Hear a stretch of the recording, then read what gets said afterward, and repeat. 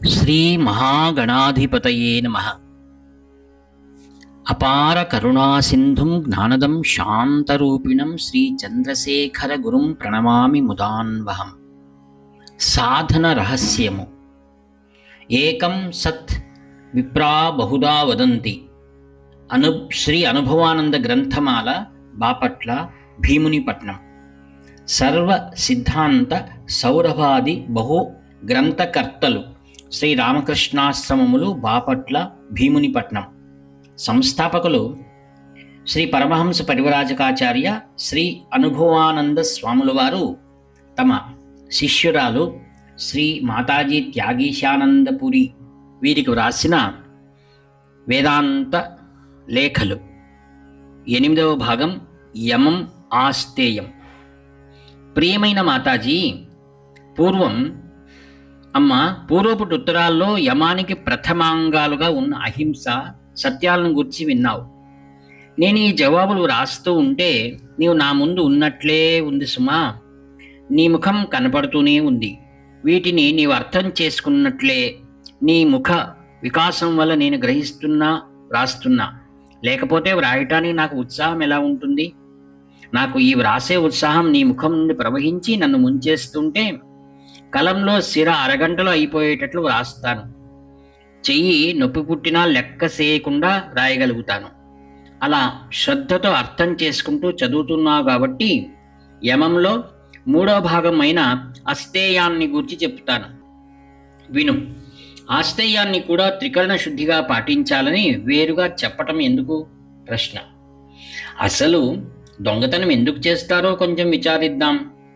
ఉన్నదానితో తృప్తి పొందకపోవటం వల్ల దొంగ అవుతాడు. సరైన వాడైతే తనకున్న దానితో తృప్తి లేకపోతే సక్రమమైన పద్ధతుల్లో కష్టించి తనకు కావలసిన దాన్ని పొందాలి. కానీ అలా కష్టించడానికి మనసొప్పక సోమరి అయి అక్రమ పద్ధతుల్లో ఉట్రోడియంగా సంపాదించాలని కుబుద్ధి ఉండటం చేత దొంగగా మారుతాడు. అసలు ఈ ఆశ అన్ని దుఃఖాలకు మూలం అనవచ్చు. ఎలాగంటావా? ఆశ చేతనే మితిమీరిన కోరికలు బయలుదేరుతాయి. కోరికలు ఎంత ఎక్కువైతే అంత దుఃఖం కలుగుతుంది. దీన్నే మన గ్రంథాల్లో తృష్ణ అన్నారు. ఈ తృష్ణ ఎలా తగ్గుతుందో ముందు తెలుసుకోవాలి. దాన్ని సరిగ్గా గ్రహిస్తే తర్వాత దాన్ని నిగ్రహించే మార్గం బోధపడుతుంది. తృష్ణ సాధారణంగా 3 రకాలుగా ఉంటుంది. వ్యక్తి, వస్తువు, భావం అనే ఈ 3 తృష్ణను కలుగజేస్తాయి. వ్యక్తి అంటే మనుష్యులు అనుకో. వ్యక్తి తృష్ణ అంటే మనుష్యుల గురించి తృష్ణ అని అర్థం. సాధారణంగా ఇది కామ్యంగా ఉంటుంది, అంటే ప్రపంచ సుఖాల కొరకై ఉంటుంది. ఎలాగంటావా? ప్రశ్న. భార్యకు భర్తపై తృష్ణ, భర్తకు భార్యపై తృష్ణ. ఈ తృష్ణ వల్ల ఒకరికొకరు దాసులైపోతారు. వారి వ్యక్తిత్వాన్ని, స్వాతంత్రాన్ని పూర్తిగా పోగొట్టుకుంటారు.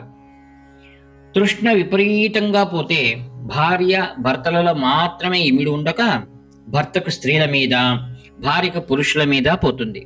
అంతటితో అనేక దొంగతనాలు బయలుదేరుతాయి. ఈ తృష్ణ వల్లనే ఈర్ష్య, గర్వం, దుఃఖం, అసత్యం, వ్యభిచారం, చివరికి పరహత్య లేక ఆత్మహత్య లాంటి అనేక దుర్లక్షణాలు ప్రవేశిస్తాయి. ఇలాగే ఒక భార్య వ్యక్తి మీదకి కాక పిల్లల మీదికి, ప్రభువు మీదికి, ఇలా ప్రపంచంలో మనకి ఎంతమంది వ్యక్తులతో సంబంధం కలుగుతుందో అందరి మీదికి ఒక్కొక్క విధంగా ఈ తృష్ణ ప్రసరించి దానికి తగిన అనేక అనర్థాల కారణభూతం అవుతూ ఉంటుంది. ఇదే విధంగా తృష్ణ వస్తువుల మీదకి కూడా పోతుంది. అప్పుడు ఉన్నదాంతో తృప్తి లేక చూచిందల్లా కావాలనే కాంక్ష బయలుదేరుతుంది.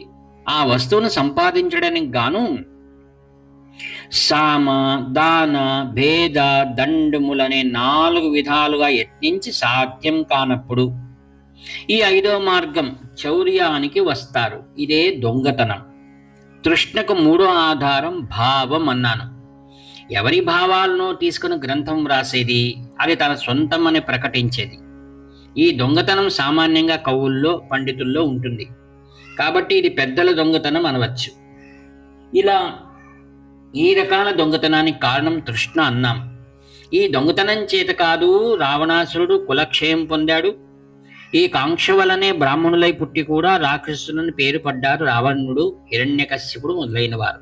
ఇంతెందుకు, ఈ దొంగతనాన్ని ఎంత సూక్ష్మంగా మన రామకృష్ణుడు చూచేవాడో ఒక చిన్న సంగతి చెప్తాను విను. ఒకనాడు ఏమైందంటే, మన రామకృష్ణదేవుడు దక్షిణేశ్వరం దగ్గరనే ఉన్న ఒక డాక్టర్ దగ్గరికి వెళ్ళాడు.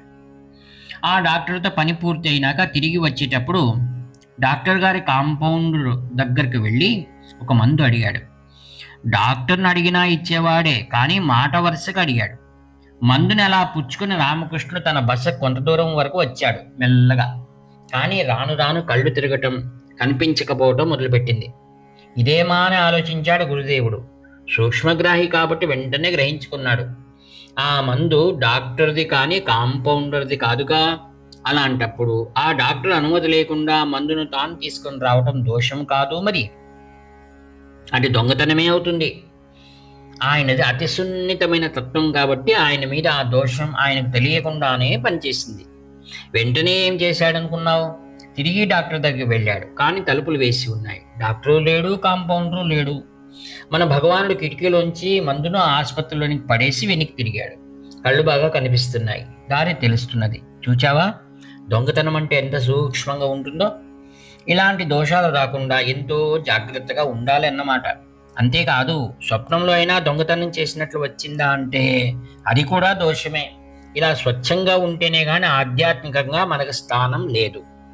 ఈ కారణాల చేత ఆస్తేయం మనకు లభ్యం కావాలంటే మన మనస్సులో వేటి మీద మనకు కాంక్షలున్నాయో ముందు తెలుసుకోవాలి. ఆ కాంక్షల్ని మెల్లగా తగ్గించి అసలు లేకుండా చేసుకోవాలి. అప్పుడు ఈ తృష్ణా పిశాచం నిర్మూలనమై అస్తేయం మన సొమ్మవుతుంది. అంటే ఎవరికి ఈ లోకకాంక్షలు తగ్గి ఉంటాయో, ఎవరైతే కోరికలను చంపేస్తారో వాళ్లకు అస్తేయం సిద్ధిస్తుంది అని తేలింది. అయితే దేన్ని కోరకుండా ముద్దులాగా ఉండాలంటారా అంటావేమో, అది కాదు నా భావం. సక్రమమైన కోరికలు కలిగి ఉండవచ్చు, వాటిని పొందటానికి సక్రమ పద్ధతులను అనుసరించను వచ్చు. అలా ఉండటం దోషం కాదు. ఇది గృహస్థు పాటించవలసిన విధానం కాక, ఆధ్యాత్మికంగా గొప్ప స్థితులకు పోవాలని తీవ్రంగా కాంక్షతో ఉండే వాళ్లకు ఈ తృష్ణ పూర్తిగా పోయి తీరాలి. వివేకానందుడు ఏమన్నాడంటే, ఆనందాన్ని అనుభవించాలంటే ప్రపంచ విషయాలలో తృప్తి ఉండాలి, ఆధ్యాత్మిక జీవితంలో అసంతృప్తి ఉండాలి అన్నాడు. అప్పుడు ఏ చౌరత్వ దోషం మన మీదికి రానే రాదు. కాబట్టి చెల్లి, ఈ సూత్రాన్ని గ్రహించి తృప్తి అనే ఆనందాన్ని అనుభవిస్తూ అస్తేయానికి అధిపతిగా కావటానికి తీవ్రంగా యత్నించు. అతడే మన దిక్కు, అతడే మన గమ్యం. అనుభవం 15 జనవరి 1946. వ్యాఖ్యాత మీ ప్రియమిత్రుడు నివర్తి నాగభూషణ శర్మ, 49. హర హర శంకర, జై జై శంకర.